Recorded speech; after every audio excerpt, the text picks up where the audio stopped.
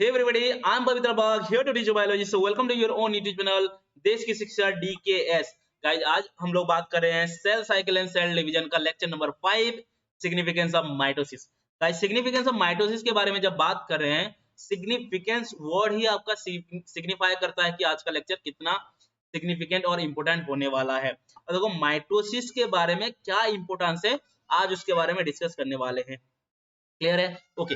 Mitosis के बारे में जो सिग्निफिकेंस दिया हुआ है बुक में, बहुत सारे बच्चे उसको अच्छी तरीके से समझ नहीं पाते हैं.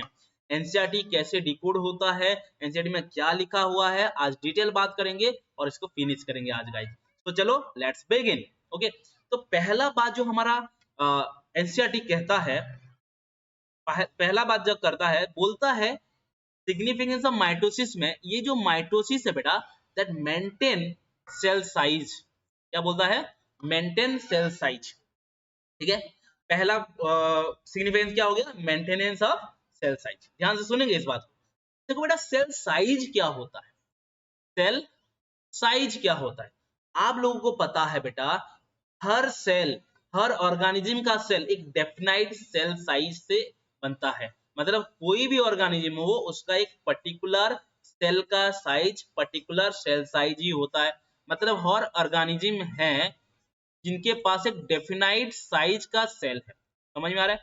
जैसे कि मैं बात करूं एक प्रोकैरियोटिक बैक्टीरिया का, उसका सेल साइज का बात करूं तो 2 to 5 म्यूमीटर होता है. अगर मैं वहीं पे यूकैरियोटिक सेल का बात करूं तो दैट इज 10 to 100 म्यूमीटर तक होता है. समझ में आ रहा है क्या बोल रहे हैं? तो इसी सेल साइज को मेंटेन करके रखना, उसी साइज के हिसाब से, that is called maintenance of cell size. अब देखो कैसे ये मेंटेन करता है. मान लो एक सेल है बेटा, ये सेल पहले ग्रो करता है, सेल पहले ग्रो करता है, पर्टिकुलरली एक अपना जो definite cell, definite definite size तक ग्रो कर जाएगा. डेफिनाइट साइज मतलब पूरा फुल ग्रो जब हो जाएगा उसको कहेंगे डेफिनाइट साइज तक पहुंच गया. उसके बाद ये बेटा और ग्रो नहीं करता है. उसके बाद ये सेल जो है डिवाइड हो जाता है माइटोसिस प्रोसेस में. कौन से प्रोसेस में? माइटोसिस प्रोसेस में डिवाइड हो जाता है. माइटोसिस प्रोसेस में डिवाइड होने के बाद ये फिर से छोटा छोटा हो जाता है. इसका मतलब क्या हुआ बेटा? मान लो एक पर्टिकुलर ऑर्गेनिज्म का सेल का साइज इतना है, ये इससे ग्रो होकर इतना बड़ा नहीं हो जाएगा. अगर इतना बड़ा हो जाएगा तो फट जाएगा, सेल आपका फट जाएगा, डेड हो जाएगा. इसीलिए पर्टिकुलर ग्रोन होने के बाद, फुल्ली ग्रो होने के बाद सेल, उसको डिवाइड कर दिया जाता है ताकि सेल का साइज मेंटेन रहे. ठीक है, ताकि सेल का साइज मेंटेन रहे. इसीलिए एनसीईआरटी हमारा क्या लिखता है बेटा? When a cell, when a cell full grown, when a cell full grown divide by mitosis, divide by mitosis, divide by mitosis, instead growing further, और आगे ना ग्रो करके ये क्या कर लेता है बच्चों? डिवाइड हो जाता है. ठीक है. उसके बाद और एक इंपॉर्टेंट बात करता है हमारा एनसीईआरटी. एनसीईआरटी कहता है माइटोसिस जो होता है, ये माइटोसिस जो प्रोसेस है, that restore surface area is to volume ratio. क्या रिस्टोर करता है? That restore surface area is to volume ratio. मतलब माइटोसिस के वजह से बेटा आपका एक पर्टिकुलर सेल का, उसका सरफेस एरिया एंड उसका वॉल्यूम हमेशा मेंटेन होके रहेगा, हमेशा मेंटेन होके रहेगा. देखो एक एग्जांपल लेकर समझते हैं. यहाँ पे एक डायग्राम में लिया हूं, हालांकि आप लोगों को देखकर मैथ जैसा छोटे बच्चे जब थे उस तरह का आपका फीलिंग्स आ रहा होगा. बट बेटा यहाँ पे कैसे surface area and volume ratio कैसे मेंटेन होता है उसके बारे में बात करेंगे. अब देखो सरफेस एरिया है क्या? सरफेस एरिया बेटा आपका एक पर्टिकुलर सेल ले लो, उसके चारों तरफ का जो सरफेस है उसको मिला दोगे तो क्या होगा? That is the surface area of that particular cell. Okay. Volume क्या है? वॉल्यूम मतलब उसका वेट, वॉल्यूम मतलब उसका क्या है? वेट है. ओके. तो यहाँ पे कुछ एग्जांपल लिया गया है. देखो डायग्राम 1 है, डायग्राम 2 है, डायग्राम 3 है. Surface area is to volume ratio को समझने के लिए ये सब प्रयत्न चल रहा है. ओके. अब देखो बेटा पहला डायग्राम को देखो, पहला फिगर को देखो. पहला फिगर को अगर देखेंगे टोटल सरफेस एरिया कितना है, टोटल सरफेस एरिया का यहाँ पे फॉर्मूला भी गिवन है, फॉर्मूला है बेटा height into width into sides into number of boxes. तो ये इसका जो हाइट है बेटा 1 दिया है, 1 इंटू इसका विड्थ भी 1 दिया है, इसका साइड कितना है 1 2 3 हमें दिख रहा है और 3 नहीं दिख रहा है, मतलब 6 साइड है बेटा। एक क्यूब का साइड कितना होते हैं 6 होते हैं, इंटू नंबर ऑफ बॉक्सेस, कितना बॉक्स दिया है 6 बॉक्स, सॉरी एक बॉक्स दिया है, तो टोटल हो गया 1 into 1 into 6 into 1 equal to 6। ये हो गया बेटा आपका सरफेस एरिया, इस बॉक्स का सरफेस एरिया हो गया ये। ओके, उसके बाद हम लोग देख लेते हैं इस बॉक्स का टोटल वॉल्यूम। टोटल वॉल्यूम का जो फॉर्मूला है height into width into length into number of boxes. अब देखो बायोलॉजी क्लास में मैथ क्यों चल रहा है, अगर समझना है बेटा surface area is to volume ratio को, तो आपको मैथ भी थोड़ा बहुत आना चाहिए, जिसका फॉर्मूला के साथ मैं यहाँ पे समझा रहा हूँ। ओके, तो इसका हाइट 1 है बेटा, विड्थ भी 1 है, इसका लेंथ भी 1 है और नंबर ऑफ बॉक्सेस भी 1 है, तो 1 into 1 into 1 into 1 equal to 1 हो गया। तो हमें मिल गया बेटा 6 इंटू 1, तो इसका सरफेस एरिया इस टू वॉल्यूम रेशियो कितना हो जाएगा 6 इस टू 1, यानी कि 6 अपॉन 1 इक्वल टू हो जाएगा 6, 6 इस टू 1 इक्वल टू हो जाएगा 6। क्लियर है, ये हो गया इसका सरफेस एरिया इस टू वॉल्यूम। क्लियर, अब देखते हैं सेकंड बॉक्स को। अब देखते हैं बेटा सेकंड बॉक्स को। सेकंड बॉक्स में क्या हो बेटा, इसका हाइट दिया है 5, सेम बॉक्स है बट हाइट दे दिया है और लेंथ दे दिया है इसका, विड्थ दे दिया है इसका 5 दे दिया है। क्लियर है, तो इसको अगर हम कैलकुलेट करेंगे इसका टोटल सरफेस एरिया तो कितना होगा, जो 1 की जगह में हम जो 1 मल्टीप्लाई किए थे, हाइट कितना है इसका 5 इंटू विड्थ कितना है 5 इंटू साइड कितना है बेटा 6 इंटू बॉक्सेस कितना है 1, कितना हो गया 5 इंटू 6 हो गया 30, 30 इंटू 5 150 हो गया, 150 हो गया। क्लियर है, इतना बातें समझ में आ रहा है? ओके, ठीक है, ये हो गया आपका surface area of this box. ठीक है, टोटल वॉल्यूम देखते हैं, टोटल वॉल्यूम कितना होगा, हाइट कितना है 5 है, इनटू आपका विड्थ कितना है 5 है, इनटू आपका लेंथ कितना है 5 है, इनटू एक बॉक्स है। ठीक है, तो कितना हो जाएगा 125। तो सरफेस एरिया हो गया 150 एंड टोटल वॉल्यूम हो गया बेटा 125। तो इसका अगर रेशियो करेंगे तो आ जाएगा बेटा सरफेस एरिया इस टू वॉल्यूम हो जाएगा आपका 1:2, 1:2। क्लियर है, अब देखो यहाँ पे एक बात ध्यान रखेंगे, यहाँ पे क्या हुआ बेटा, ये बॉक्स छोटा था बट इसका सरफेस वॉल्यूम रेशियो कितना है, बड़ा है, ज्यादा है as compare to the second वाला। सेकेंड का कितना है 1.2 है बट 1 का कितना है 6 है। समझ में आ रहा है, तो सरफेस एरिया इंक्रीज हुआ बट वो जो रेशियो है क्या हो गया, कम हो गया। समझ में आ रहा है क्या बोल रहे हैं? ओके, अब चलते हैं बेटा वही 5 जो था हमारा 5 लेंथ और विड्थ और हाइट के हिसाब से जो था उसको हम क्या कर देते हैं, एक एक लेंथ में कट कर देते हैं। जैसे कि यहाँ पे एक कट कर दिया, ऐसे कट कर दिया, बॉक्सेस बना दिए। तो अगर 5 को अगर कट करेंगे 1 इंटू 5 करके अगर कट कर देंगे तो यहाँ पे पहले हमें समझना चाहिए कितना बॉक्सेस है, कितना बॉक्सेस है। यहाँ पे देखो एक रो में कितना बॉक्सेस है 1 2 3 4 5 और 5 है, 5 के साथ साथ मतलब यहाँ पे कॉलम में कितना है, एक कॉलम में 5 है, एक रो में कितना है 5 है, तो एक ही यहाँ पे कितना है बेटा 25 है, कितना है बेटा 25 बॉक्स है। 25 बॉक्स है तो यहाँ पे 5 लाइन है, 5 लाइन है तो इंटू कर दो 25 इंटू 5 हो जाएगा कितना बेटा 125। बॉक्सेस का नंबर हो गया 125, बॉक्सेस का नंबर हो गया 125। ओके, अब इसका सरफेस एरिया निकालते हैं। हमारे पास बॉक्सेस हो गया 125 और ये छोटे छोटे जो बॉक्सेस है किसके हिसाब से सेम है, ये पहले वाले के साथ सेम है, मतलब 1 के साथ। तो सरफेस एरिया कितना है एक बॉक्सेस का 6 है, तो 6 इंटू हम कर देते हैं 125, तो हमारा रिजल्ट आ जाएगा बेटा 750। ठीक है, 6 5 जा 30, 6 2 जा 12, 6 जा ऐसे करोगे तो हो जाएगा 750, इसको अगर कैलकुलेट करोगे ये हो गया 750। तो सरफेस एरिया बेटा देखो यहाँ पे अगर देखोगे यहाँ पे एक बॉक्स था बड़ा था सा 5 हाइट था, तो इसका सरफेस एरिया था बेटा कम, बट इसका जब हम सरफेस एरिया जो छोटे छोटे मॉलिक्यूल में बना दिए तो सरफेस एरिया इंक्रीज होकर हो गया 750। तो ये बात भी ध्यान रखना, जब वॉल्यूम के हिसाब से अगर सरफेस एरिया देख रहे हो तो बड़ा आकार में सरफेस एरिया कम होता है बेटा, छोटे छोटे मॉलिक्यूल को एग्जैक्टली उसी एरिया में लोगे तो सरफेस एरिया बढ़ जाता है। जैसे कि इसका एग्जांपल एक मैं देता हूं बेटा, विल्ली, हमारा माइक्रो विल्ली, जो विल्ली होता है ऐसे ऐसे ऐसे ऐसे इनफोल्डिंग होता है हमारे लंग्स के अंदर, जो आपका एल्वियोली होता है, छोटे छोटे छोटे छोटे इनवॉल्विंग होता है। तो ये इनफोल्डिंग छोटा स्ट्रक्चर जब बन जाता है, इसका स्ट्रक्चर का जो सरफेस एरिया क्या हो जाता है बेटा, इंक्रीज हो जाता है। क्लियर है, मैथमेटिकली समझ में आ गया। ओके, अब देखो इसका वॉल्यूम देखते हैं। वॉल्यूम क्या है, हाइट कितना है बेटा, 5 है, ठीक है, हाइट कितना है, 5 है। और इसका वॉल्यूम, वॉल्यूम देखेंगे, सॉरी, हाइट कितना है, एक का हाइट कितना है, 1 है, इनटू विड्थ कितना है, 1 है, बॉक्सेस का, हर एक बॉक्सेस का, ठीक है, इनटू लेंथ कितना है, 1 है, और कितना बॉक्सेस है यहाँ पे, 125 कैलकुलेट किए थे, तो 125 बॉक्सेस है, तो इनटू कर दो 125 के साथ, तो इसका वॉल्यूम हो जाएगा 25। अब देखो surface is to volume ratio जब निकालेंगे 750 इज टू 125, तो आंसर आ जाएगा बेटा 6, आंसर हो जाएगा 6। समझ में आ रहा है।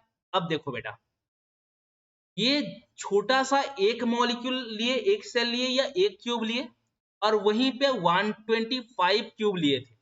पहला केसेस में बॉक्स कितना लिए थे हमने, एक लिया था, और थर्ड में क्या लिया था हमने, उसी साइज का 125 बॉक्स लिया था। समझ में आ रहा क्या बोल रहे हैं, समझ में आ रहा क्या बोल रहे हैं। तो वहां पे भी पहले कंडीशन में भी surface is to volume ratio 6 था। जब आपका एक से भी ज्यादा बहुत सारे बॉक्सेस लिए, तभी भी surface is to volume ratio क्या आया बेटा, 6 आया। तो यही बात बोल रहा है यहाँ पे बेटा कि हमारा सेल डिवीजन जो है रिस्टोर करता है सरफेस एरिया वॉल्यूम रेशियो को। कैसे, देखो और अच्छे तरीके से समझते हैं इस बात को। यहाँ पे देखो, मान लो ये एक नंबर जो लिए थे हमने, सेल लिया, सेल का एक पर्टिकुलर सरफेस वॉल्यूम रेशियो था 6, ठीक है। ये सेल ग्रो किया, ये सेल ग्रो किया, कब तक ग्रो किया, इसका हाइट विथ 5 होने तक ग्रो किया, इसका सरफेस एरिया बढ़ा, वॉल्यूम बढ़ा, ठीक है। उसके बाद बेटा जब इसका डिवीजन कर दिया हमने, इसका डिवीजन, मान लो सेल का डिवीजन हो गया, डिवीजन होने के बाद different different number of cell बन गया, बहुत सारे नंबर ऑफ सेल बन गया, तो 125 सेल बना है। 125 सेल बना, फिर भी इसका सरफेस वॉल्यूम रेशियो कितना रहा, सेम रहा, वही 6 का 6। समझ में आ रहा है क्या बोल रहे हैं। तो surface is to volume ratio को रिस्टोर कर रहा है, कौन कर रहा है, माइटोसिस कर रहा है। और एक इंपॉर्टेंट बात यहाँ पे सीखेंगे, एक इंपॉर्टेंट बात ये है, अगर सरफेस एरिया इंक्रीज होता है तब भी वॉल्यूम क्या होता है बेटा, कांस्टेंट रहता है। वॉल्यूम देखो कांस्टेंट है, यहाँ पे आपका सरफेस एरिया बढ़ा, यहाँ पे क्या बढ़ा, सरफेस एरिया बढ़ा, स्टिल यहाँ पे वॉल्यूम कितना रहा, 125 रहा। यहाँ पे आपका सरफेस एरिया बढ़ा, स्टिल वॉल्यूम कितना रहा, 125 रहा। समझ में आ रहा है। ये सारे क्वेश्चंस बन सकते हैं आपके नीट में, ठीक है। आई होप ये क्लियर है। मेंटेनेंस ऑफ सेल साइज में restore surface area is to volume ratio, clear. चलो आगे चलते हैं। ओके, अब बेटा और कुछ इंपोर्टेंट बातें यहाँ पे किया जाता है। सरफेस एरिया जैसे रिस्टोर हुआ, यहाँ पे बेटा आपका जैसे कि मैं बात करूं, आपका न्यूक्लियोसाइटोप्लाज्मिक रेशियो को भी रिस्टोर किया जाता है। उसको थोड़ा सा समझते हैं, वो क्या बात कहा जा रहा है। सेकेंड बात जो यहाँ पे इंपोर्टेंट बात किया जाता है, दैट इज माइटोसिस। ध्यान से सुनेंगे, माइटोसिस क्या करता है बेटा, that restore nucleocytoplasmic ratio, that is nucleocytoplasmic ratio. क्या है इसका मतलब। अब देखो बेटा, यहाँ पे मान लो एक सेल है, अब देखो एक बात बता देता हूँ, ये न्यूक्लियस है, ठीक है, ये आपका न्यूक्लियस है, ये आपका साइटोप्लाज्म है। बोला है न्यूक्लियोसाइटोप्लाज्मिक रेशियो मतलब n:c। एक बात बता देता हूँ, न्यूक्लियस हमेशा, इसका जो साइज होता है, हमेशा साइज क्या होता है बेटा, कांस्टेंट रहता है। बट जब सेल ग्रो करेगा, सेल ग्रो करेगा, सेल का ग्रो ऐसे हो जाएगा, बट न्यूक्लियस का साइज वैसे के वैसे सेम साइज में रहेगा। Nucleus remain in same size, nucleus का साइज क्या हो गया, सेम रहा, सेल जब ग्रो किया। बट यहाँ पे जो साइटोप्लाज्म का जो साइज था, साइटोप्लाज्म का जो क्या हुआ बेटा, साइज क्या हुआ, बढ़ गया। अब देखो यहाँ पे न्यूक्लियोसाइटोप्लाज्मिक रेशियो जो क्या हुआ है, गड़बड़ा गया है, इधर उधर हो गया। जब इसका माइटोसिस कर देंगे, जब इसका माइटोसिस कर देंगे, सेल डिवीजन करा देंगे, तो वही साइटोप्लाज्म एंड न्यूक्लियस का साइज सेम हो जाएगा। समझ में आ रहा है? This is how restore the nucleocytoplasmic ratio. और कौन करता है ये? माइटोसिस का। क्लियर है? ओके, यहाँ पे साइटोप्लाज्म बड़ा हो गया था ना, वही साइटोप्लाज्म को छोटा कर दिया गया डिवीजन प्रोसेस में। ओके, उसके बाद आता है बेटा ग्रोथ। उसके बाद आता है ग्रोथ। आप लोगों को पता होना चाहिए ग्रोथ जो होता है सेल डिवीजन के वजह से होता है। ग्रोथ कैसे होता है बेटा? Cell division. अब देखो, आप सभी बच्चों को इतना बातें तो पता होगा, कोई भी मल्टीसेलुलर ऑर्गेनिज्म हो, अगर कोई एनिमल हो या प्लांट हो, जनरली अगर ह्यूमन बींग्स का बात करूं तो हम लोग को पता होना चाहिए कि हम जो ऑर्गेनिज्म इतना बहुत सारे बिलियंस ट्रिलियंस ऑफ सेल से बने हुए हैं, हम एक सिंगल सेल से बने थे जिसको हम कहते हैं जाइगोट। ठीक है, एक सेल है बेटा जाइगोट। ठीक है, जो जाइगोट की आपका फर्टिलाइजेशन से बनता है, स्पर्म एंड एग, इन दोनों का फ्यूजन जिसको बोलते हैं फर्टिलाइजेशन प्रोसेस, उन दोनों का फर्टिलाइजेशन प्रोसेस से आपका जाइगोट बनता है। ठीक है, जाइगोट क्या है बेटा? एक सिंगल सेल है। ये सिंगल सेल बेटा आपका रिपीटेड डिवीजन जाकर, रिपीटेड डिवीजन माइटोसिस करके, रिपीटेड माइटोसिस डिवीजन जाकर ये सेल कन्वर्ट हो जाता है बेटा एम्ब्रियो में। किसमें कन्वर्ट हो जाता है? एम्ब्रियो। एम्ब्रियो फिर बेबी में कन्वर्ट होता है, यही बेबी फिर आपका एक एडल्ट बन जाता है।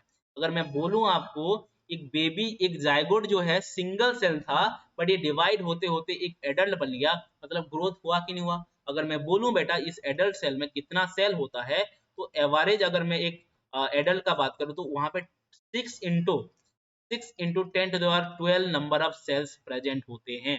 तो यहाँ पे क्या हुआ बेटा? सेल का नंबर इंक्रीज हुआ है एंड सेल का मास भी इंक्रीज हुआ है। सेल नंबर इंक्रीज हुआ है कि नहीं? देखो, एक सेल था आपका, कितना सेल था? एक ही सेल था, यहाँ पे देख सकते हो, यू कैन सी हियर, एक ही सेल था। वन सेल से यहाँ पे बन गया 6 × 10⁻12 सेल्स। इसका जो वॉल्यूम था या जो मास था, ये मास से इंक्रीज हुआ है कि नहीं? सेल मास बताओ, इतने सारे।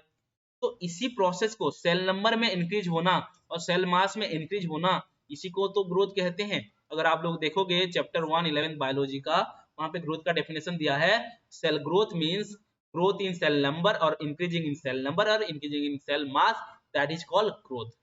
ठीक है, तो आपका सिग्निफिकेंस ऑफ माइटोसिस कहता है बेटा सेल डिवीजन के वजह से ग्रोथ होता है, अदरवाइज ग्रोथ। क्लियर है? So it is important for the growth cell to divide. Okay, ठीक है। ओके, उसके बाद मेंटेनेंस ऑफ क्रोमोसोम नंबर, मतलब जेनेटिक स्टेबिलिटी देता है। मेंटेनेंस ऑफ क्रोमोसोम नंबर, जैसे कि एक एग्जांपल देता हूं मैं, ह्यूमन का एक सेल है ये, मान लो ये एक डिप्लॉयड सेल है, डिप्लॉयड सेल है ह्यूमन का, 2n लिखते हैं। 2n मतलब यहाँ पे आप लोगों को पता होना चाहिए 46 क्रोमोसोम होते हैं।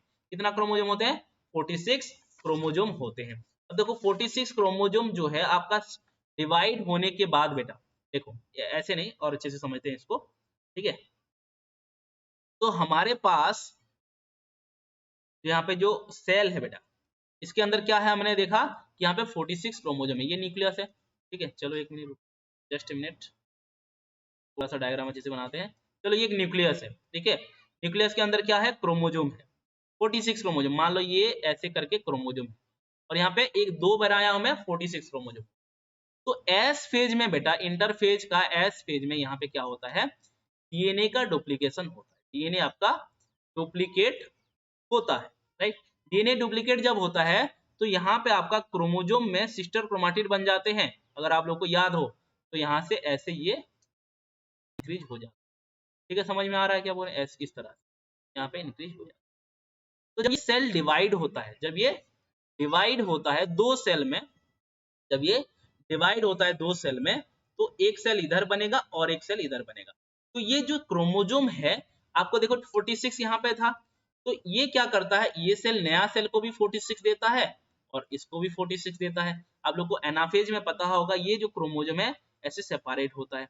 तो आधा क्रोमोसोम इधर आता है, आधा क्रोमोसोम एक सेल में आएगा, यहाँ पे एक आ जाएगा और यहाँ पे 46 आ जाएगा।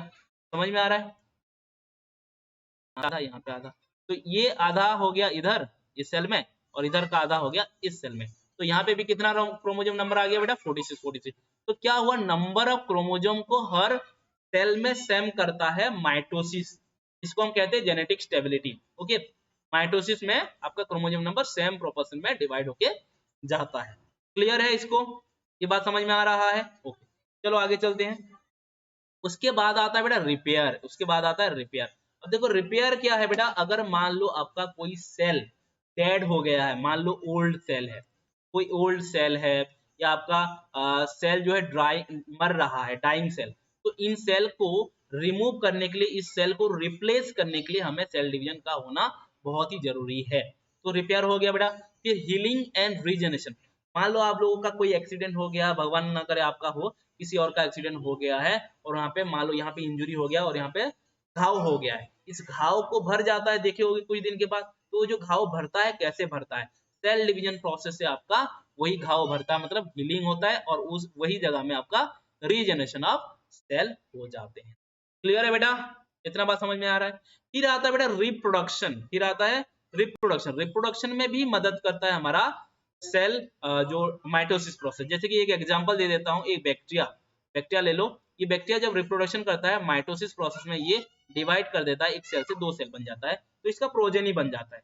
This is what reproduction occurs by the process of mitosis. Okay, last वाला जो है evidence of basic relationship of organism, मतलब हम ये कहना चाहते हैं कि देखा जाए तो दुनिया में जितने भी लिविंग ऑर्गेनिज्म है, मैक्सिमम लिविंग ऑर्गेनिज्म में जो माइटोसिस से बेटा सेम प्रकार का है। अगर सारे ऑर्गेनिज्म में माइटोसिस सेम तरीके से हो रहा है, एक सेल से दो सेल में डिवाइड हो रहा है, तो क्या है इसका मतलब, ये समझाता है अगर टाइगर और ह्यूमन में और मंकी में अगर सेम सेम माइटोसिस हो रहा है, तो इसका मतलब ये है कि हम में कुछ ना कुछ रिलेशनशिप था, और ऐसा है कि हम कहीं एक पर्टिकुलर ऑर्गेनिज्म से इवॉल्व हुए हैं, तो that is called evidence of relationship of organism. I hope आज का क्लास आप लोगों को मजा आया होगा। Thank you so much guys, bye bye, take care.